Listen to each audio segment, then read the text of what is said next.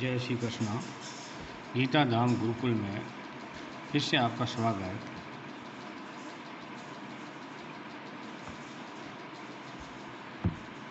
कक्षा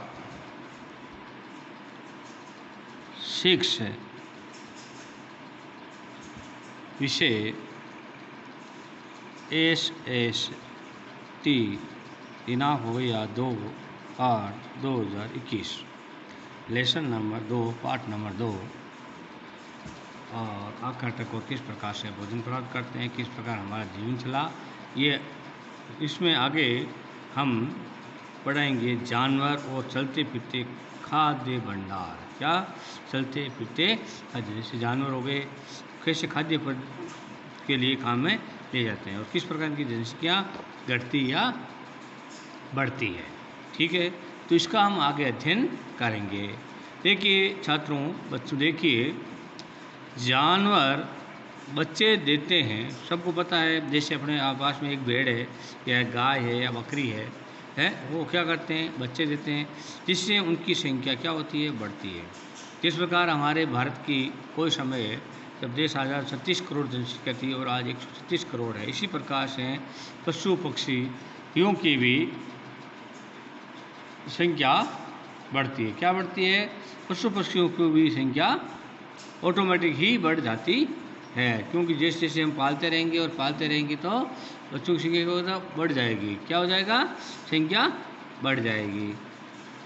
अगर जानवरों की देखभाल की जाए तो क्या, हमने बताया नहीं, जैसे हमारे घर में अगर जानवर एक गाय है और गाय के बछड़ा है, बछड़ी, उसको हम पाल के बड़ा करेंगे तो दूसरा उससे और हो जाएगा।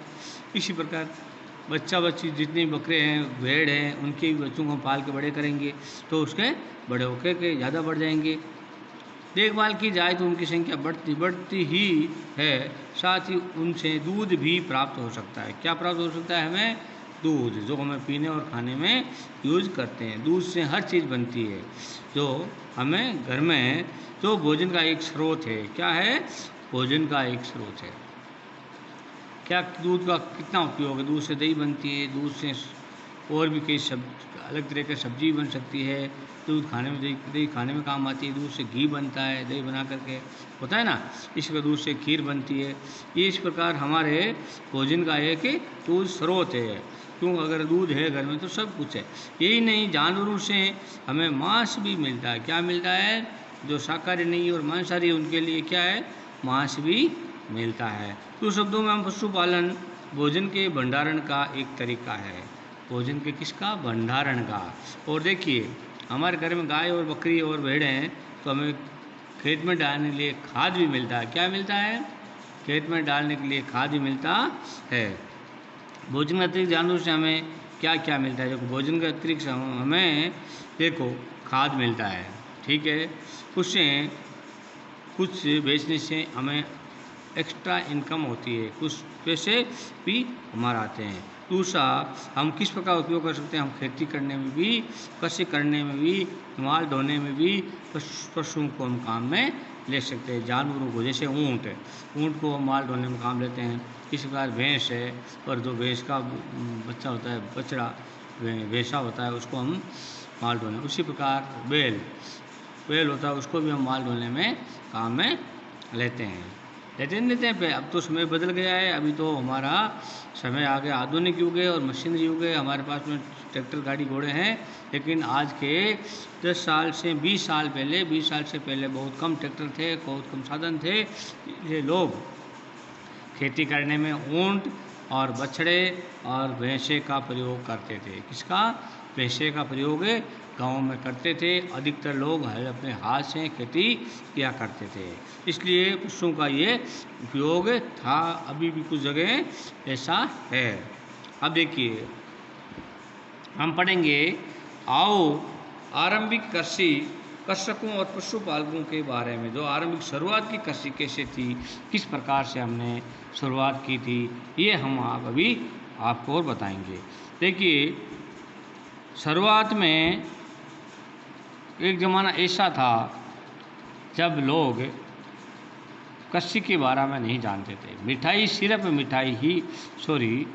सिर्फ कच्चा मांस खाना या तोड़ भाग करना, ऐसा। उसके बाद धीरे धीरे एक आग का उत्पादन हुआ। आग के बाद में धीरे धीरे जो जंगल में घास थे, उन घास में से उन्होंने अच्छी खाने की चीज़ों को पहचान किया, जिसमें गेहूँ और सबसे महत्वपूर्ण है गेहूँ, जो ये सबसे महत्वपूर्ण है।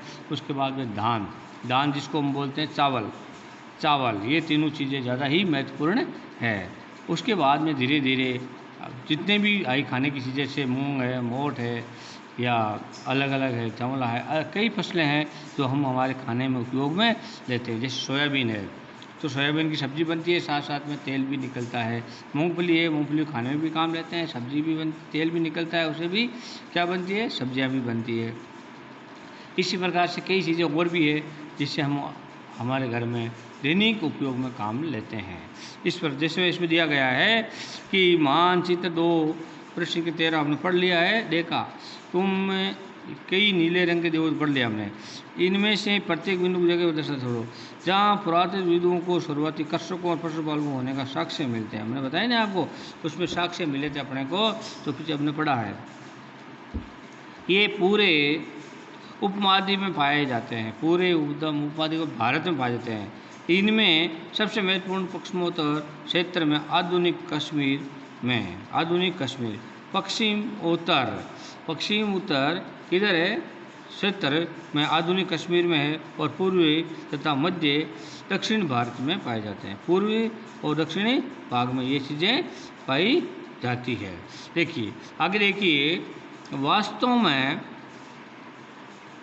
निर्दिष्ट स्थान कृषकों और पशुपालकों की बस्तियां थी। क्या थी, जहाँ पे अभी कोई नहीं है, टूटा फूटा पड़ा है, वो क्या था, निर्दिष्ट स्थान जहाँ पे जाते वहाँ पे किसानों और पशुपालकों की बस्तियाँ थी। यानी बस्तियों का मतलब होता है गांव के गांव ही थे। क्या थे, गांव के गांव थे या नहीं, इसके बारे में हमें पता अभी नहीं। इसे जांचने के लिए वैज्ञानिक खुदाई में मिले पौधों और पशुओं की हड्डियों के नमूनों का अध्ययन करते हैं।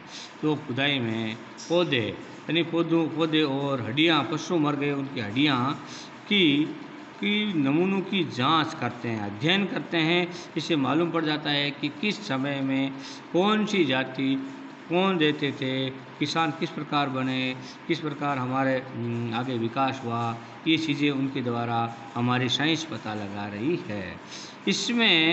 इनमें से सबसे रोचक जले हुए अनाज के दानों का अवशेष है।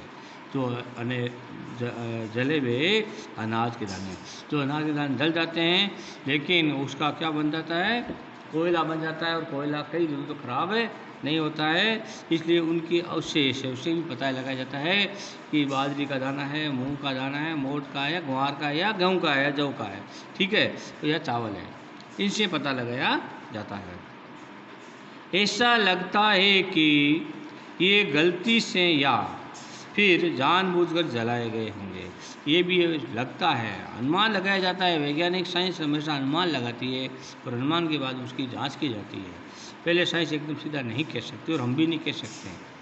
वैज्ञानिक इन अनाज के दानों को पहचान कर सकते हैं। वैज्ञानिक किसकी दानों की पहचान की जा सकती है।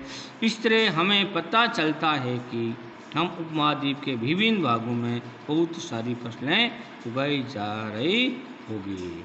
हमें अनाज लगाया जाता है, आइडिया लगाया जाता है कि उपमहाद्वीप हमारा जो भारत देश है उसमें विभिन्न भागों में बहुत सारी फसलें उगाई जाती रही होगी, क्योंकि हमारे भारत पृथ्वी में कई बार हमारा देश या कई भी देश ऐसे हैं तो कई बार जब से पृथ्वी उत्पन्न हुई है उसके बाद में कई बार धरती इधर से उधर हो चुकी है, कई राज्य देश इधर से उधर हो चुके हैं, कई जलमग्न होकर के डूब गए।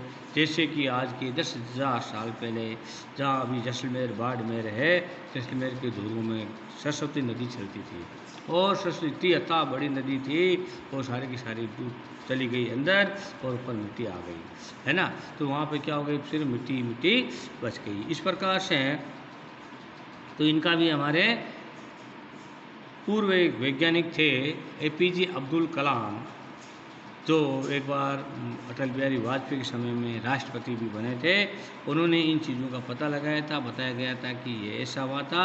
और इसके साथ साथ में ये नदी हमारे हरियाणा से आके गुजरी है, ठीक है। हरियाणा के एक जगाधरी डिस्ट्रिक्ट है, वहाँ से जाकर के गुजरी है और जैसलमेर पूरे ज़िले में वो नदी के अवशेष मिले हैं। क्या मिले हैं? अवशेष मिले हैं। इसी प्रकार से ये धीरे धीरे मालूम पड़ता है कि यहाँ पे कोई सभ्य नदी थी। वैज्ञानिक विभिन्न जानवरों की हड्डियों का पहचान कर सकते हैं। वैज्ञानिक क्या कर सकते हैं? हमारे बड़े बड़े लैब है भारत में, और लैब के द्वारा हम बड़ी छोटी से लेके बड़ी चीज़ का अध्ययन एंड पहचाना जा सकता है। जय श्री कृष्णा। नेक्स्ट में आपको कल पढ़ाया